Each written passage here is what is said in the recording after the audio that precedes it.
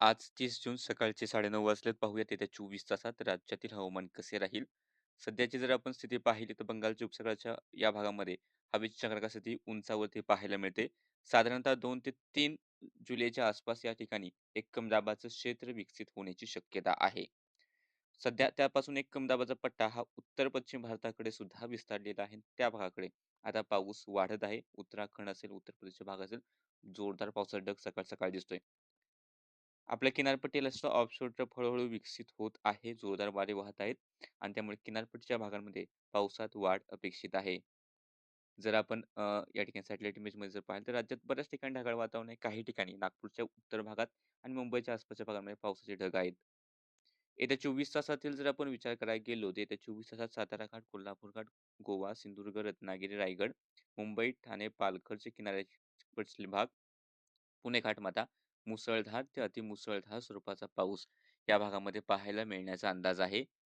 त्यानंतर ठाणे, पालघरचे अंतर्गत भाग, नाशिकचे घाटाकडील भाग असतील, मध्यम ते मुसळधार स्वरूपाचा पाऊस या ठिकाणी राहील. तसेच नागपूर, भंडारा, वर्धा, अमरावती, चंद्रपूर, गडचिरोली, गोंदिया या ठिकाणी मध्यम ते जोरदार पाऊस सरी राहतील.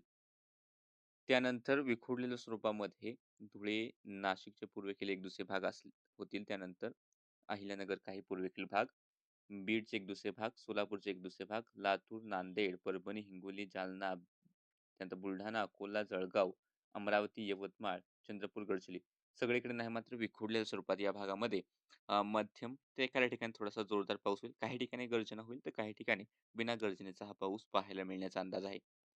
मध्य महाराष्ट्राचे पुणे, सातारा, सांगली, कोल्हापूरचे पश्चिमेकडील भाग असेल मध्यापासून या ठिकाणी मध्यम मान्सून सरी येत्या 24 तासात पाहायला मिळतील.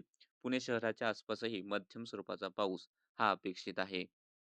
मात्र हा जो मधलापासून पूर्वेकडचा भाग आहे, या ठिकाणी क्वचितच एक दुसऱ्या ठिकाणी हलका मध्यम पाऊस होण्याची शक्यता आहे. मोठ्या पावसाची शक्यता नाही आणि खूप मोठ्या क्षेत्रावरती पावसाचा अंदाज या क्षेत्रामध्ये सध्या तरी दिसत नाही. सध्याच्या या अपडेटमध्ये इतकंच. हवामानाचे असेच अंदाज पाहण्यासाठी चॅनलला सबस्क्राईब करा, Facebook पेजला फॉलो करा.